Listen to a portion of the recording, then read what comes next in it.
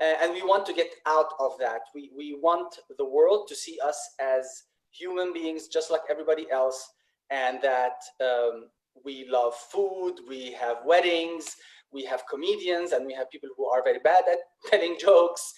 So we want to share with the world the richness and diversity in the Palestinian community. And also that the Palestinian story is a story of hope, resilience, and renewal. That with all the calamities, with all the adversities, and all the challenges we faced, we have amazing Palestinians who made it, who became famous in academia, in politics, in poetry, in art, in comedy, and in politics all over the world. So we're very excited for Marcelo and Odette that are joining us today. We are looking forward to hearing your stories and how being Palestinian Colombian or Palestinian Chilean has been for you, and what does it mean to be Palestinian, and what does it mean for you to have a global Palestinian community that you connect with, and also what does the museum, having a museum of the Palestinian people in Washington DC, in Connecticut, in San Diego, and hopefully in other places in the world as well. What does it mean to express your Palestinianhood, and how do you see yourselves as human beings who happen to have the Palestinian identity? What do you see as your message to the world and your piece of this world? And this is what the museum is about. And I encourage all the attendees to also, maybe in the Q&A or in the chat, to share those thoughts, because when we say it's the museum of the Palestinian people, we really mean it. We want it to be a museum of the people, by the people, a hub for Palestinians to tell their own stories, their own ways. And we want you to feel that this is your museum just as much as it is ours. We do not want this to be a museum that is beholden to a handful of donors who have their own perceptions. We really want this to be a community museum. So I leave you at that, and I'm really looking forward to Odette and Marcelo speaking, and Hillary is going to facilitate that. Thank you very much for coming. Thank you so much, Nazar. And again, welcome everyone to today's event, the Palestinian Diaspora Stories of Chile and Colombia. My name is Hillary Kitbanas, and I'm the moderator. As I said before, this event is due to last 1 hour, and we would like very much to make this a discussion. So please do enter any of your questions into the chat box, and there will be plenty of time. We're allowing perhaps 15, 20 minutes, 25 minutes for question and answer. And so today we have two amazing speakers. I'll introduce them in their speaking order. So first you'll hear from Marcelo Marzouka. He is a Palestinian Chilean lawyer and sociologist. He's currently a member of the board of directors at the Palestinian community in Chile, and he is a lecturer in Arab studies in the Pontifical Catholic University of Chile, and a partner in Invest Palestine. It's a consultancy company based in Santiago and Bethlehem, which aims to promote investment and entrepreneurship in Palestine. And then we have the wonderful Odette Yidi, and she is a Colombian Palestinian University professor. She's an expert on the Palestinian diaspora community in the Caribbean, and a director of the Institute of Arab Culture of Colombia. So two great speakers. And with all ado, I would like to introduce Marcelo to begin his presentation and just start sharing his story. Thank you, Hillary. Thank you. Are you going to share the presentation, or should I do it? I am pulling it up right at this second now. Oops.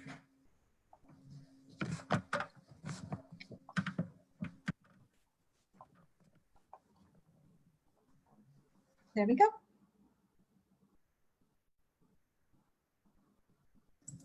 Great, thanks. So Palestinians in Chile, or Chilean Palestinians, 136 years of integration and identity. That date, or that amount of years, is because of the first arrival of the first register that we have for the first migrant that arrived was in 1886. 1984. Of course, the Palestinians that arrived before that, but at least the first registration is from that date. So just I'll be trying to explain some characteristics of the community and the institutions, and make a special mention to our dear football club Palestinian, that turned 100 years old yesterday. So it's a 101-day-old football team that carries the name and the colors of Palestine. Please, the next one.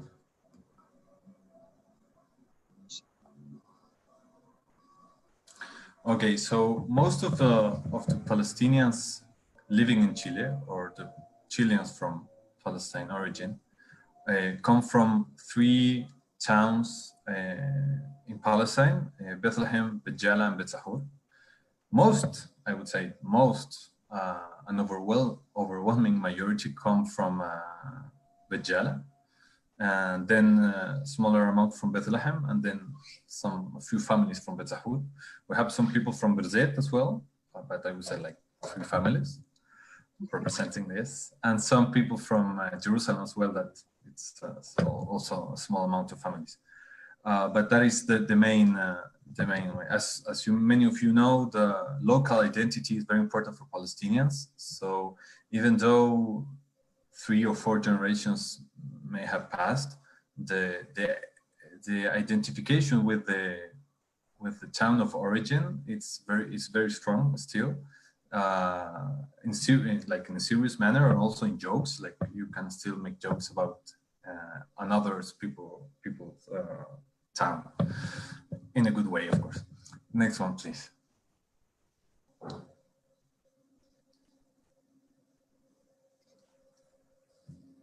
Okay, so please, for all the points in that slide.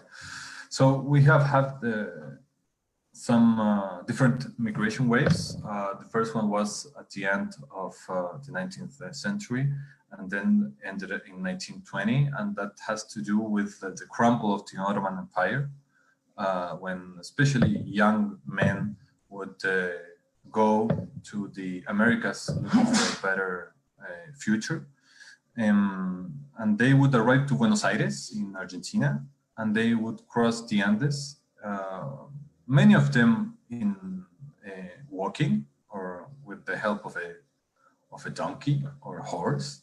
And as you may imagine, it's a very difficult crossing. The Andes is a very high chain of mountains. And then afterwards, there was a train that would cross the mountains. Then we have a small wave of arrival in between world wars. And then if you can go to the next points.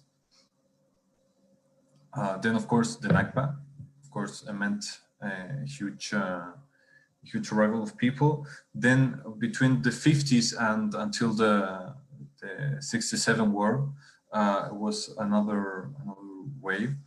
But most of the Palestinians that arrived here didn't arrive as refugees. They didn't have that Yidis or that juridical characteristic. So please, the next one. So it's kind of a different identity when relating to Palestine, because many of the people are already 3rd or 4th generation, and so we have lost, maybe some people have lost the language. There are not many people that speak Arabic in their house. There are so many people that do. There's people that inherit the language from their mother or father, and there are people that, even though their parents don't speak it, they have learned it in other ways. So I would say that the last 20 years there has been a rebirth of interest of learning, especially the language, which is very important for culture as well. This the next one, the point of this slide. So then we have, of course, arrivals related to the intifadas, and then we have a small amount of Palestinian refugees coming from Iraq on 2008. a group of 117 people that arrived on April of that year. Some of them stayed in the country and gained the Chilean nationality, and some of them left and searching for other countries, other futures. And at the present, I would say that frequently we hear of someone that arrived from Palestine, from different places. Next one, please. So who we are, I explained a bit of the demographics. It is said that we are about of 300 to 500,000 people. That is an estimation made based on a census that was made actually in the 40s. It's a projection until now. But I would say that one of the main characteristics of our community is that even though several generations have passed, even 3 or 4, we've maintained the Palestinian identity and the connection to Palestine, and at the same time being fully integrated to the Chilean society, having people that are very well recognized in fields of politics, business, sports, science, arts, culture. So some of the pictures that you see, one of the many DAPKE troops that we have in the country is the one from the Palestinian Social Club. Then we have one of the protests that we participated regarding many of the issues that we Palestinians need to protest about. And then, of course, you have to party, and that is, I don't know if that is when Mohammed Assaf or Fares Karaman came, but for us that we are so far away from the world, having an Arab singer coming here and making a show, it's a very huge thing. So we take all that opportunity and we try to make the best out of it. And then, of course, the media presence. We have had some media travel to Palestine to show in a direct manner the reality on the ground. Please, the next one. And regarding politics, also we've had representation on different aspects, like you have people on the left, on the right, on the center, and we have an interparliamentary group, Chilean Palestinian, that has 93 members out of 150 something members in total of the representatives that we have in Chile. Not all of them are Palestinian, but all of them are in this group. And we have tried to spread awareness about the reality on the ground. It's that newspapers is one of the biggest in the country. Says Palestine: A History of Expropriation in Bejala. Well, the words you can imply. The next one, please.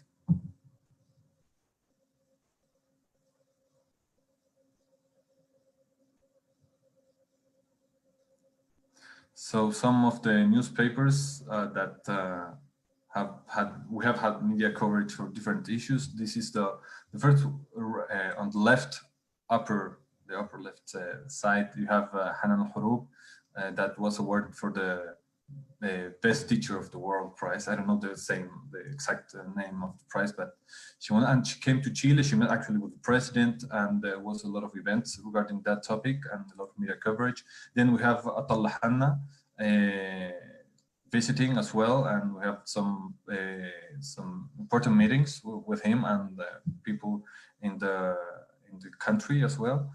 Next one, please. And of course, coverage of regarding the senators or representatives that pronounce regarding Palestine. So about the institutions, this is a small presentation, a short time, but just to give a small idea, we've had a press from the Palestinian community since 1903, the first newspapers. The first one were written in Arabic because they were like the immigrants themselves. But once like 30 years had passed, then of course it's the identity and the ways of communicating changes. So they started having both Arabic and Spanish, and then nowadays the press from the community is completely in Spanish. And of course, I would say one of the biggest institutions is the Club Deportivo Palestino, which is a football club founded was established in 1920 in Santiago, but comes from a sports club that was not only football, but all sports, that was founded in 1916. And then in the 1950s, in the city of Osorno, in the south of the country, it was decided to make it professional and to start playing in the Chilean league as a professional team, which is kind of the same year in which all of the Chilean teams became professional. So it's kind of, it goes with that. So you have there a picture of the people cheering for the team. And then down on the right, we have the current shirt. Well, it was changed like 2 weeks ago, but this is the one that they are playing currently. And which has the historic Palestine map on the left arm. And then for a small time, there was a controversy.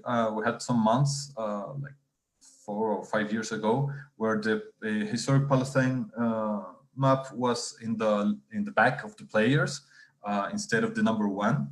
But then there was some arguments regarding that confused the referee, couldn't see that was indeed a number 1. So there are some people that weren't that happy about this, and it had to be changed, and then that's why it goes now in the left arm.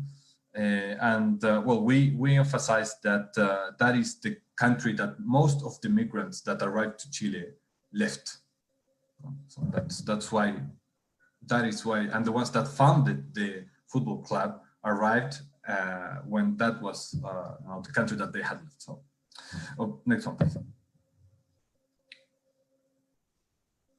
So the country turned 100 years old just yesterday, and there was a campaign, a media campaign, of course, and you can see some of the images. Some of the main buildings close to the city center that you see in the right up on the slide, it was lighted with the shield of the team. I don't know the word in English, but the shield, with the flag that says Palestinian, 100 years, and it says más que un equipo, todo un pueblo, more than just a team, a whole people. Emphasizing the idea that the team represents Palestine in even in this corner of the world.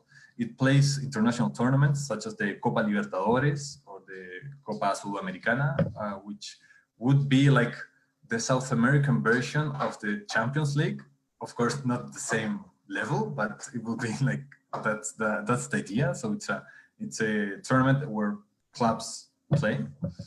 And it's a very beloved country, a beloved team in the country. Even people from other teams cheer for the club because of the meaning that has, for Palestine. And as I mentioned, I would say that the Palestinians, and that is reflected on the feelings that Palestino has or evokes in different people. We have kept our identity, but still are very integrated into society. And that is why I would say Palestino also, because of the meaning that and the representation of the Palestinian people, it is very beloved in the country. And there in the lower image, you could see the Palestino shield and a Chilean flag painted in the apartheid wall in Bethlehem. That this image that I got it like yesterday. I would imagine that it was painted last week. So this kind of talks of the connection that has, the Palestinian diaspora with our land of origin. We had some greetings from Jacob Shaheen, from Samir Jubran, from Trio Jubran, even from the United States. Amir Saher sent also his greetings. So it was very nice to have this connection regarding the team. Next one, please. Just to. I don't want to take time from the question from Odette. Also, we have a Palestinian social club with spaces to party, to make sports, to swim, to lay down on the grass. Next one, please.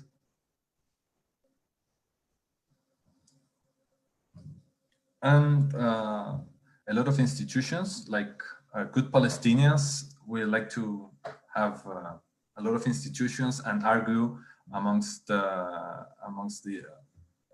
us, but also to reach agreements and to make things together. So you have educational institutions such as the Arab School. There's one in Santiago, one in Concepcion. You have a Center for Arab Studies in the Universidad de Chile, in the University of Chile. You have a students group. The oldest one would be GUPS, the General Union of Palestine Students, in Spanish, UJEP. The OSP, Organización Solidaria con Palestina, Solidarity Organization with Palestine. You have an Arab Youth for Palestine in Valdivia, which is a southern city in the country. And you have also organizations related to charity. The main one would be Fundación Belén 2000, Bethlehem 2000, which also has important ties with Palestine. And some other charity and social aid organizations regarding elderly people or health. You have Women's Association, and you have other organizations in different cities of the country. Many of these are together or are coordinated via the board of directors of the community, which tries to represent and be a space for communication and coordination amongst the different institutions which has turned out very well for the last years. So we're very happy about this. Next one, please. And networking, and this is something I would say Odette could also mention. We had on 2017 the Tacalid encounter or meeting.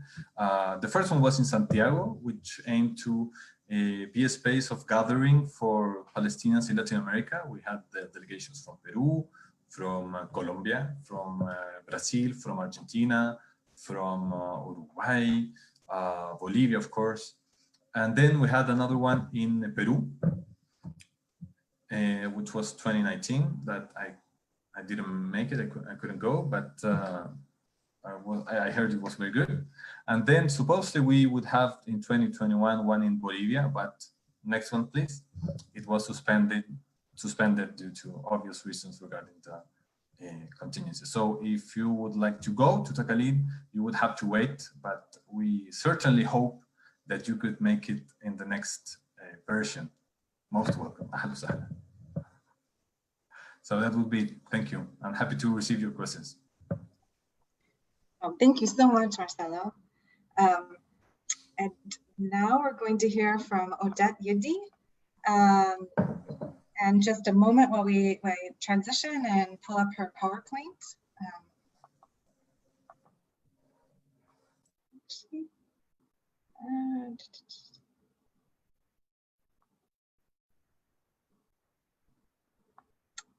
Sorry for the technical issue here.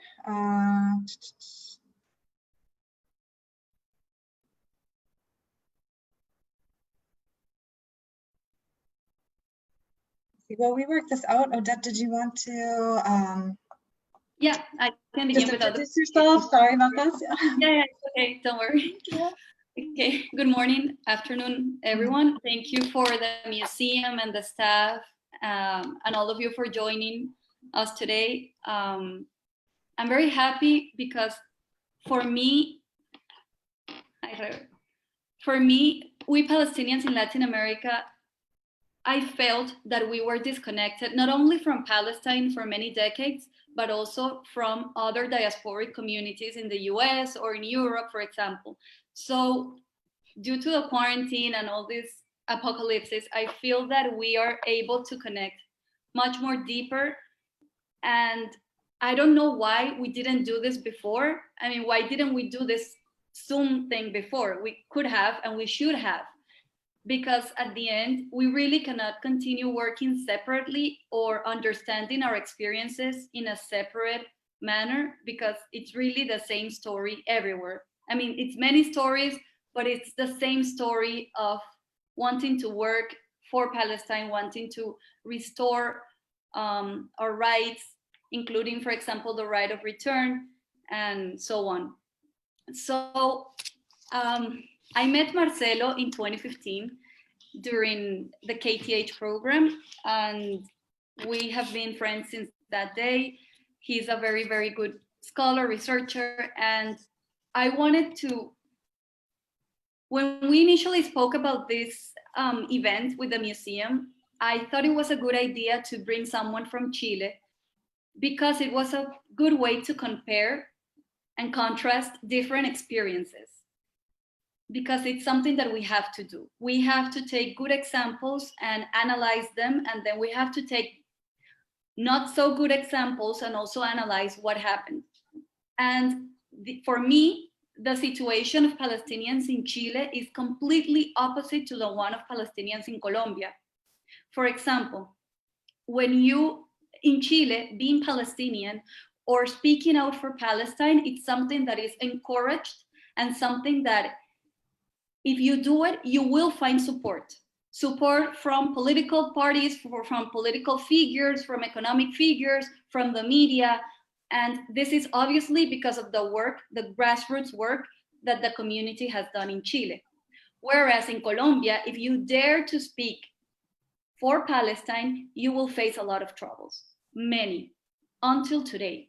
I know that in Chile, and as well as in Colombia and in many other Latin American countries, in the 70s, in the 60s, it was not very well seen to wave a Palestinian flag.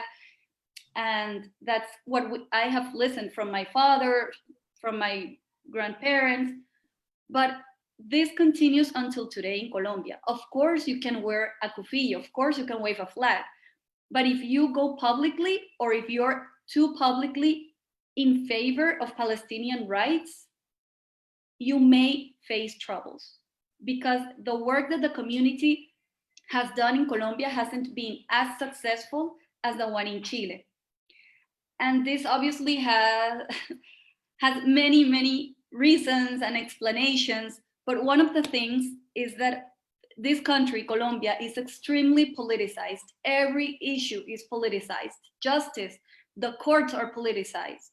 And as you may know, we had we still have a very painful internal conflict that, even though, and I don't want to get into Colombian internal politics, I am not going to do that, but even though there was a peace agreement signed, we have not healed as a nation from this conflict. I mean, there hasn't been a real process, and it's too soon to say, and justice hasn't been done. Many people feel that their cases are not, there is no justice for them, many, many victims. So we're still struggling to recover from the decades of war, but Colombia is still a very violent country. And I have to say it, and it's no lie. You can look at the newspapers. So for us Palestinians, it's been very hard to find a middle ground, because unfortunately for many years, we have been associated with the guerrilla groups of the country. During the time of the violent conflict, okay, right now we're in a kind of I don't know if it's a ceasefire, but we do see some episodes of violence. But for many years, we were associated with these guerrilla groups, we Palestinians, and the state, Colombia, was associated with Israel.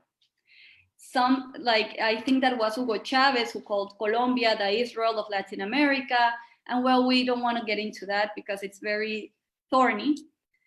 But the issue is that for many years, Colombia was associated with Israel, and the guerrilla groups were associated with Palestinians. So that's how we were seen in Colombia.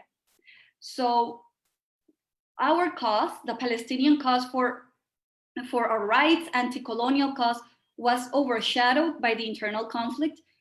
We suffered a lot from these comparisons between us and these groups that they are terrorist groups. I mean, FARC was a terrorist group. I'm not even sure how to call them anymore because they sit in Congress today. So I don't want to get into that. But we were very hurt because of the internal conflict. So it has been very difficult for us to find a voice and find support. And obviously, you may imagine that because of the internal conflict, the government, the deep state, had to do a lot of business deals and security deals with Israeli Defense Forces, for instance. So that's, I mean, we in Colombia, we produce the Galil rifles. That's something, I mean, to look at carefully.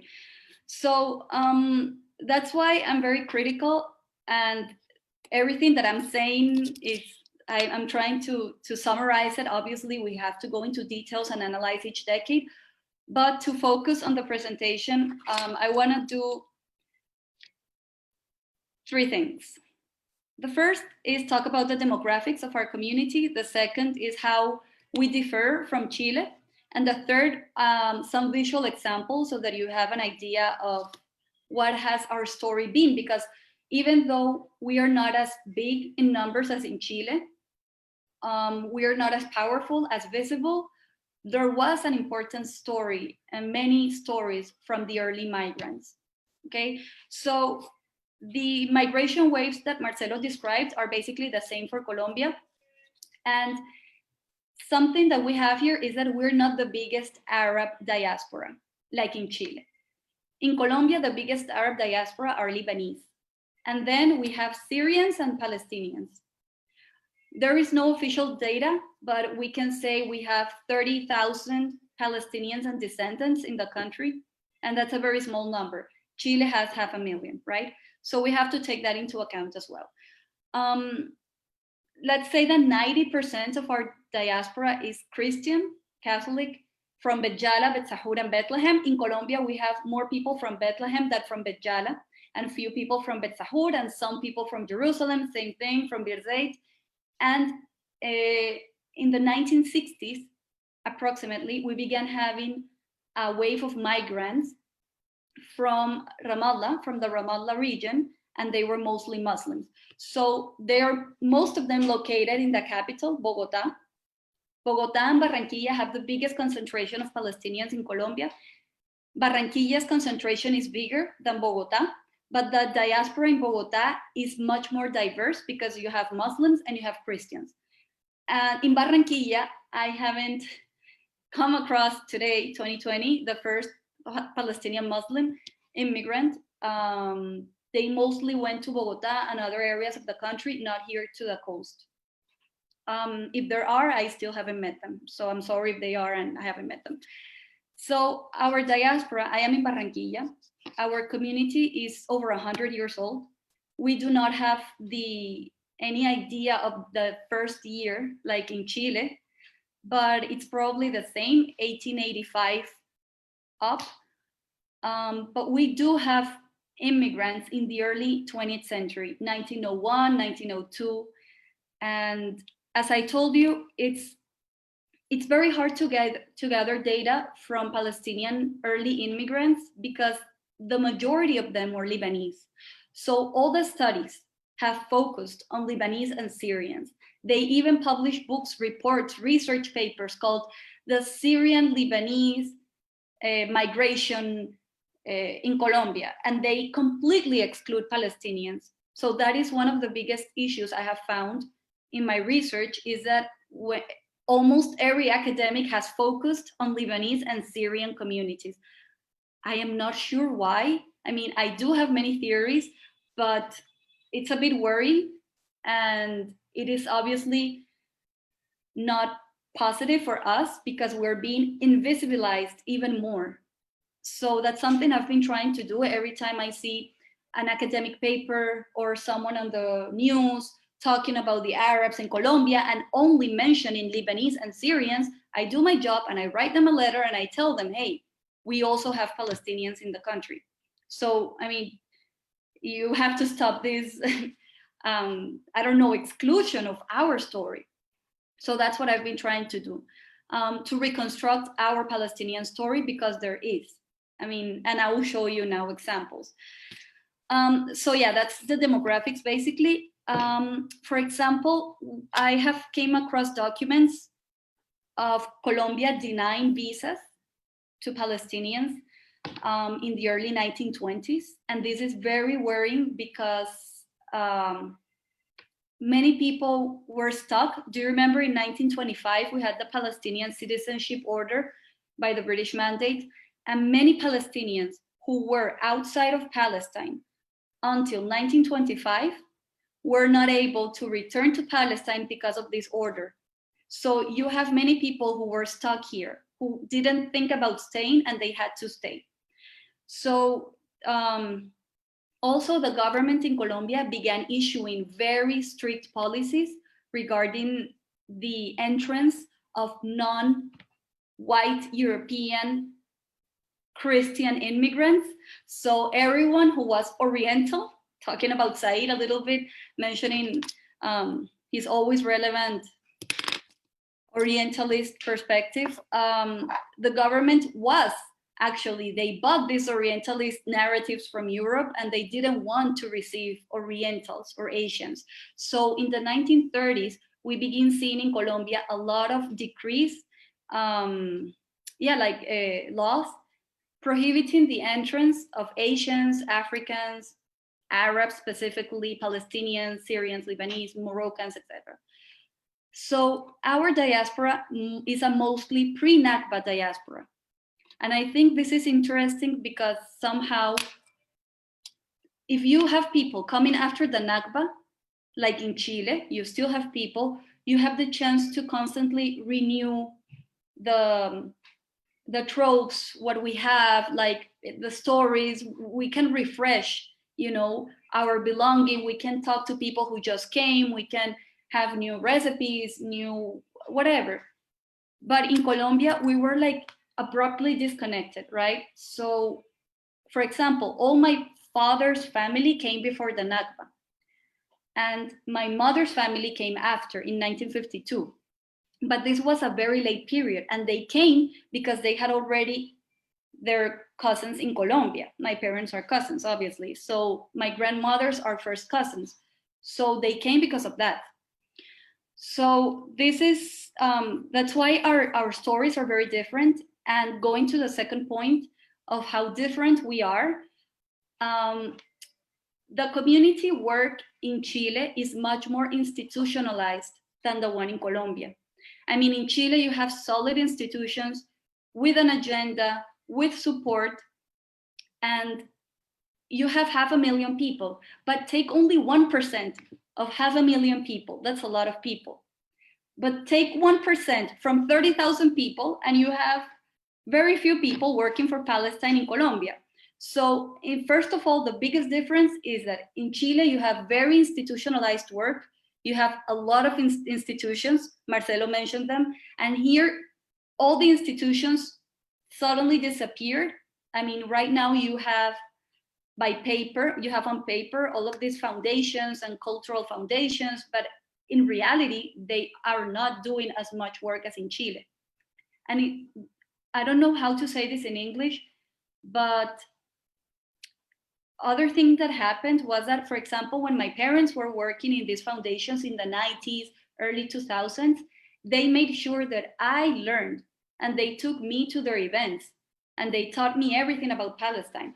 But this is something that not many people did, my parents' age. So I ended up working with people my parents' age lately until up recently.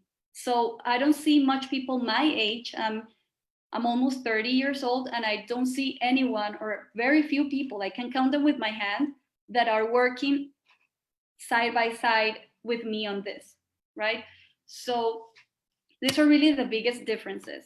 Our work is more on a personal level.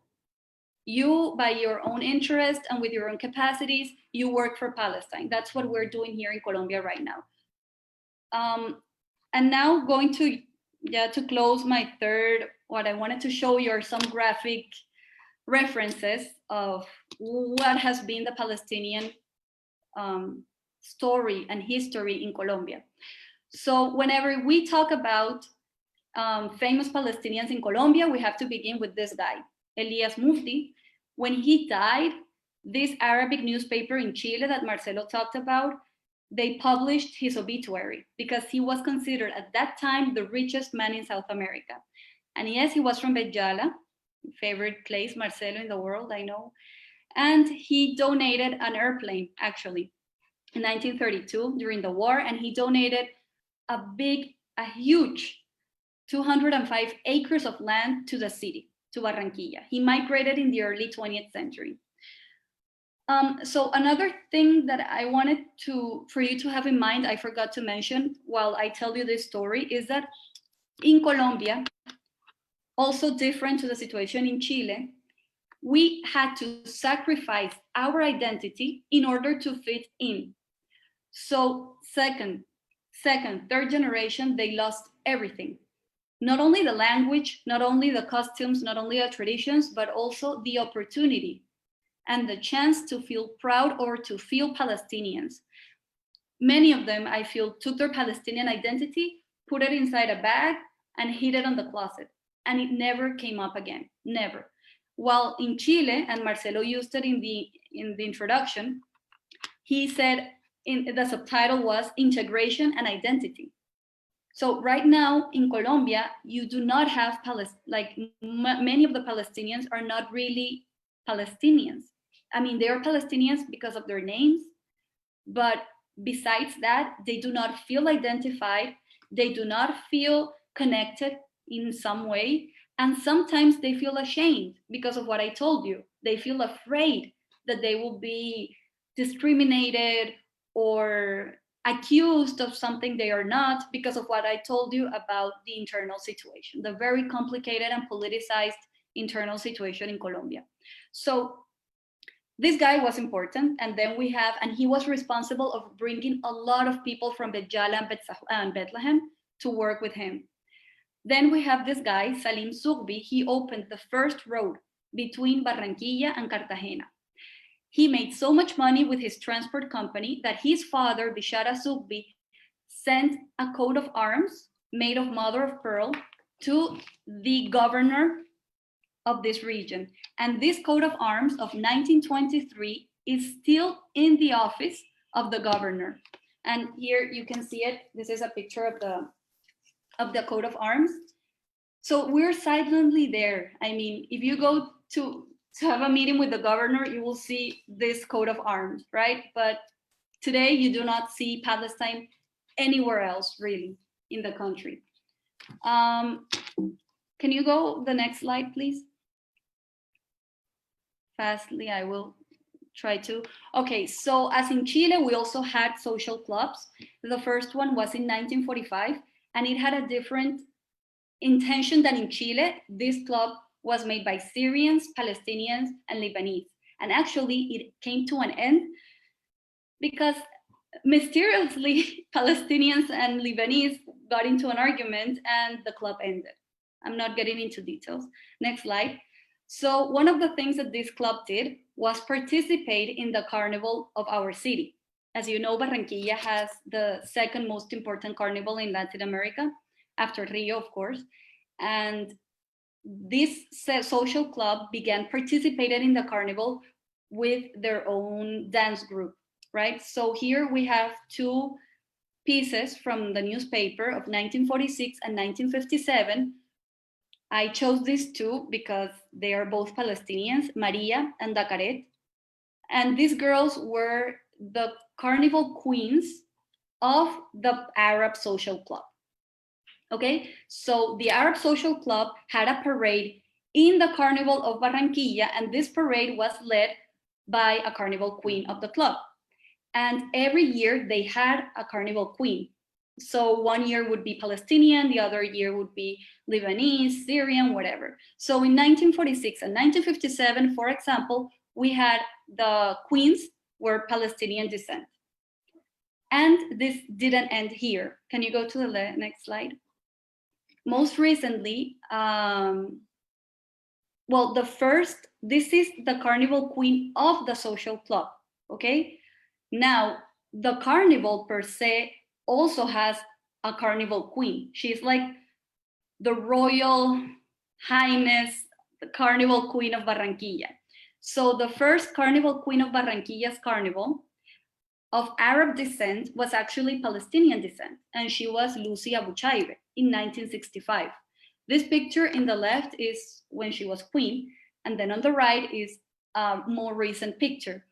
And this is interesting because to be crowned the carnival queen of the city, you have to be super Colombian. I mean, you have to know every single dance, you have to love the carnival, the tradition, the history.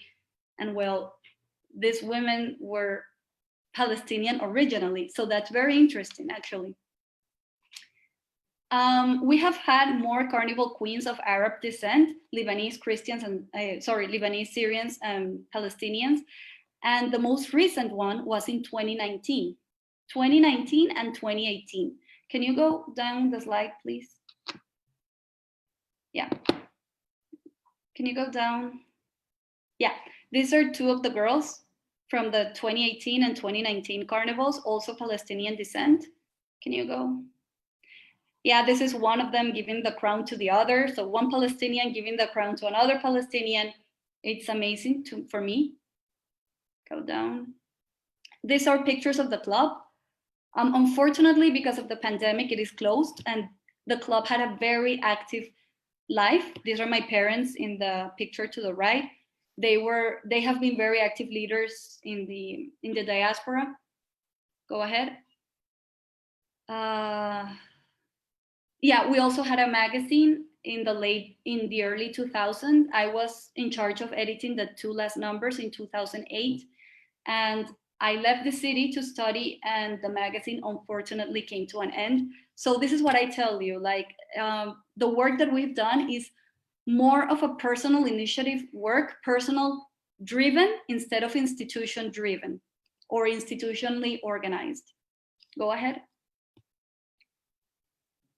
Okay, this is the coat of arms I told you about. This is the former governor, and you see it's right behind him where he sits. You can see a little chunk of it. Go ahead.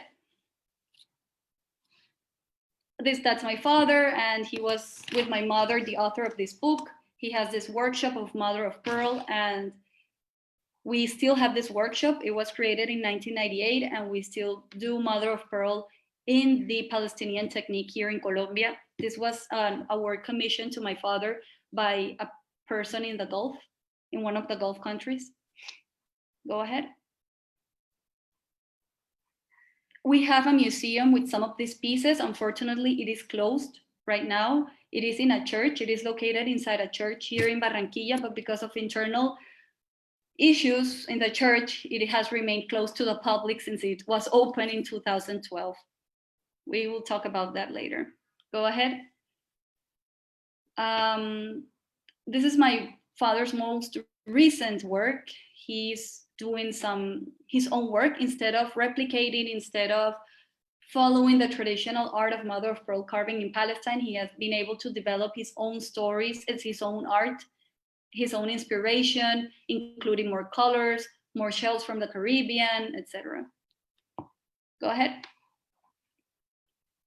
And just to end on a yummy note, because it's almost lunch, something that we have that Chileans do not have is that we can find Arabic food everywhere in Barranquilla, until the point that people think that the fried cubbe is something typical from Colombia. So in every corner, in food stalls on the street food, you can find empanadas, empanadas, arepas, and you can also find fried cubbe. So this guy is not Arab. This is not an Arabic restaurant. He's just in the street selling the food. And there you have the cubbe with the empanadas.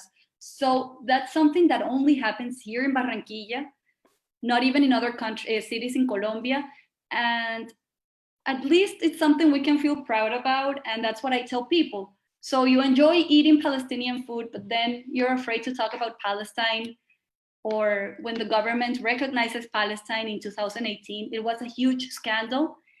And we couldn't even celebrate Colombia's recognition because of the way the former president recognized Palestine was so polemical and so politicized that we had to go out to explain why he had done it instead of thanking or celebrating, right? So I'm afraid we don't have much time left, so I will end here, and hopefully we have some time for more questions or go deeper into other topics.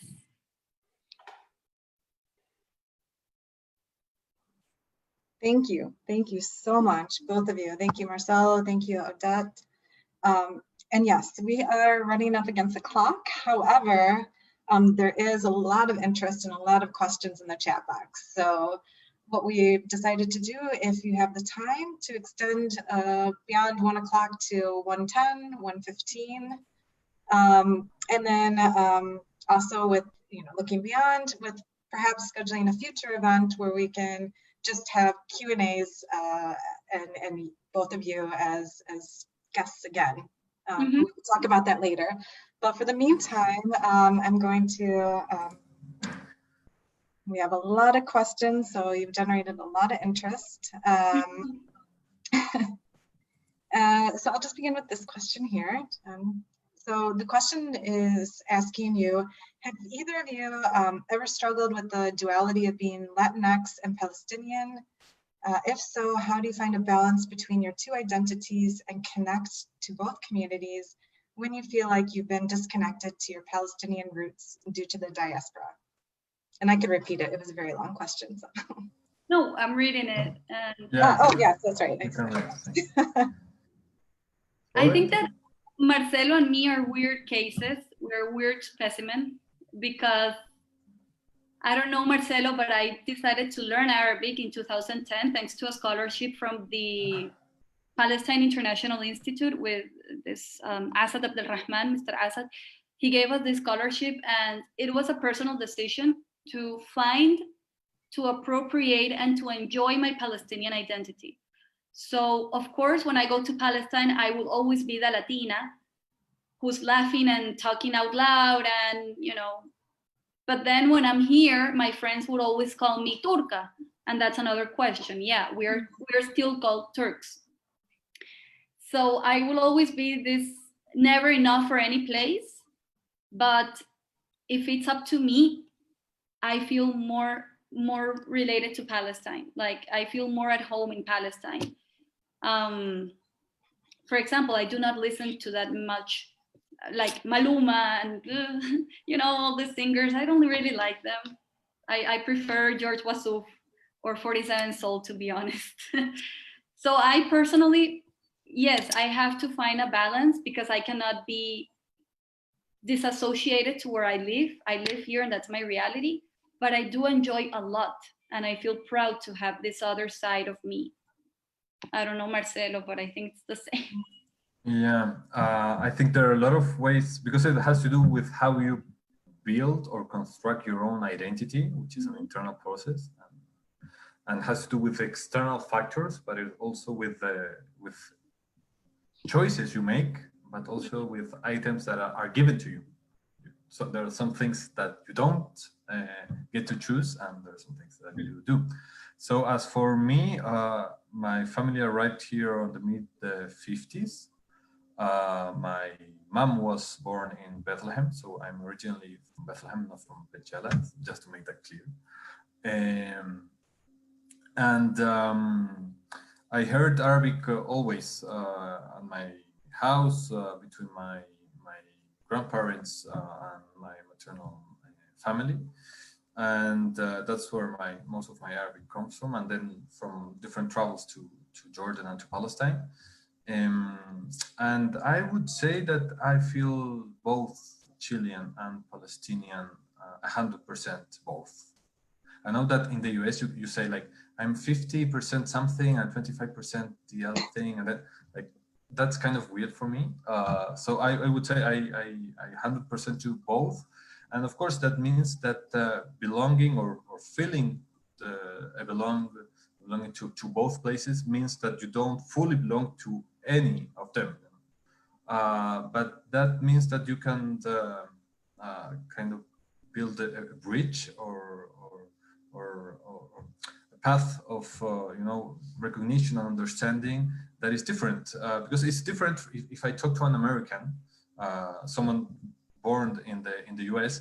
It's different if I talk about Palestine, if someone that was born and raised and lives and works in the States and knows and speaks English without an accent and knows the codes of behavior and linguistics that are involved in a culture and a country.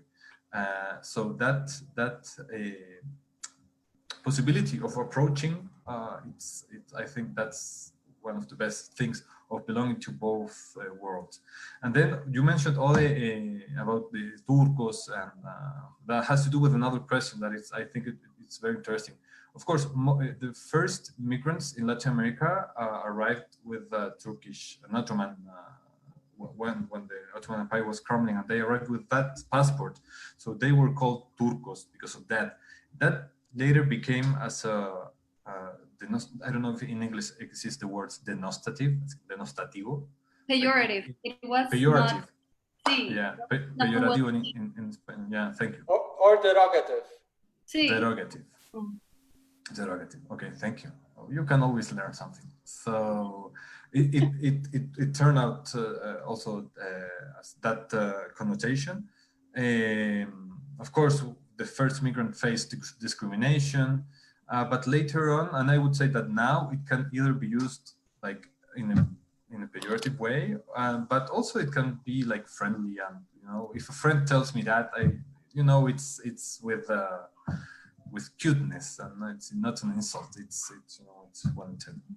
And then, of course, I would say that we have the same duality, because, of course, Palestinians belong to the Arab world and to the Arab culture. And I would say that we are Arabs, of course. But if you have so many items and denying your identity, there, we all know that there are some people that say that Palestinians don't exist. If you have that, of course, you want to say, no, I do exist as a member of this culture, as a member of the identity. So there's, of course, a reivindication of the Palestinian identity that we also feel here. So I would say that keeping our Palestinian identity at the same time that we are integrated in Chilean society is a way, of course, of cultural resistance and keeping Palestine alive when there are people that want to erase us. Great. Thank you. Marcelo, there's a question for you. How do you, why do you think that there are so many Palestinians? Like, why is there such a large diaspora community in Chile, in the world, outside of the Arab world?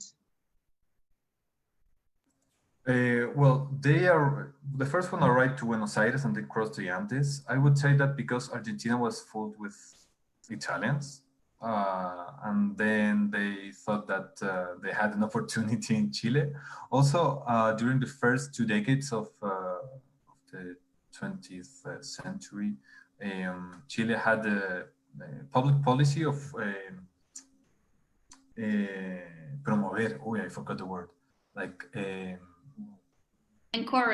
promote or encourage migration from, but not from Palestinians, but from Switzerland, Germany, and France.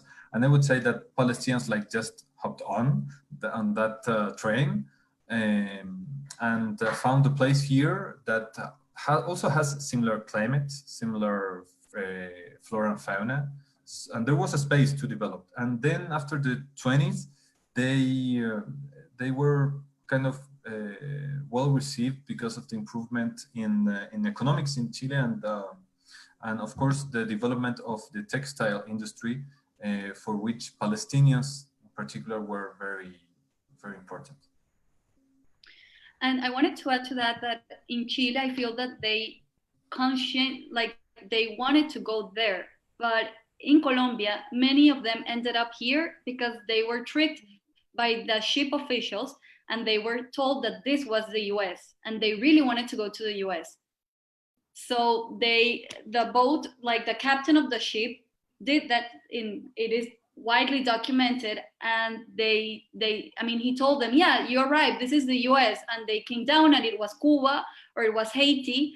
It happened to my family. They ended up in Haiti, and right now, and in Colombia it also happened. So Colombia was not a positive place for migration. It was not so encouraged by the government as in Chile or Argentina. And in that early decades of the 20th century, Colombia was in a civil war, again, also, and there was a lot of violence and diseases, tropical diseases. So it wasn't really a popular place amongst immigrants. So that's why you see this huge gap. Colombia, 30,000, and Chile, 500,000. I mean, we were not on the wish list of, Colombia was not on the wish list of migrants. Great, thank you. And here's a question from Facebook, and it's directed towards you, Odette, but feel free, Marcelo, to also answer as well. But for Odette, how do your Colombian friends distinguish you? You know, what do they enjoy about the food and music of Palestine that you share with them, and the memories?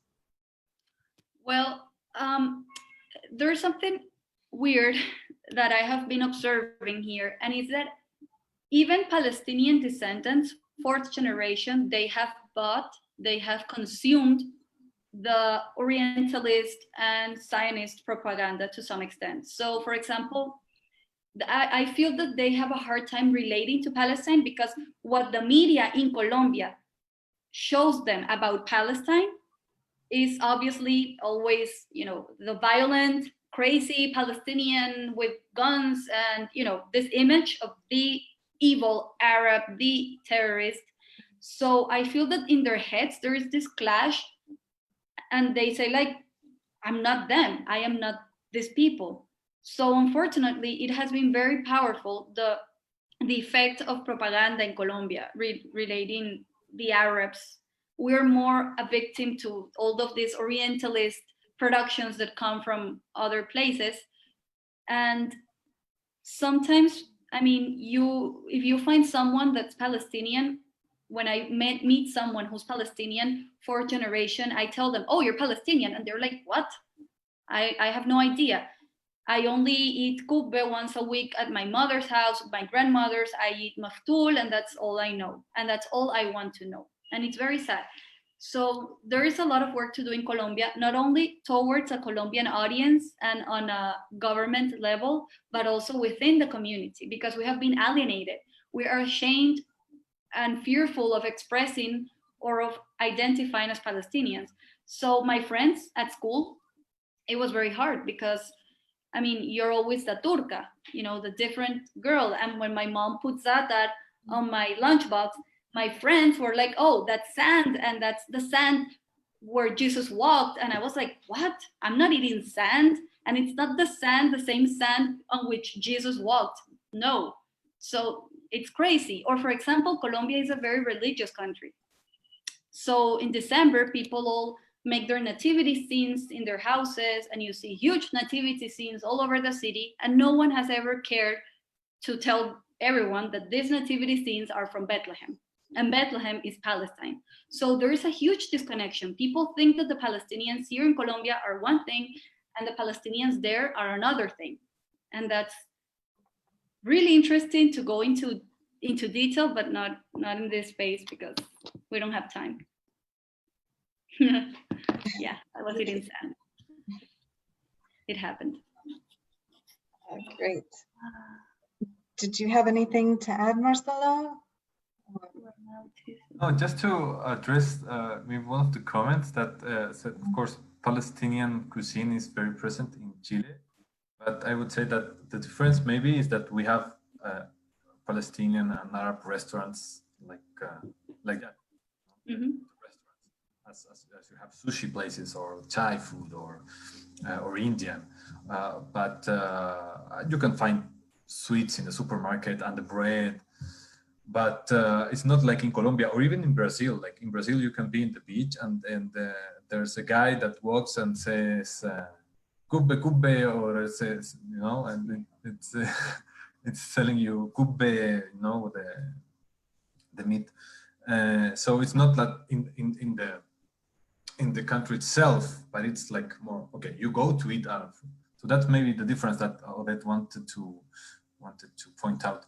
And then also that we of course, it looks like we have many institutions now and everything, but there was also a minute in the 90s where institutional level it wasn't that strong.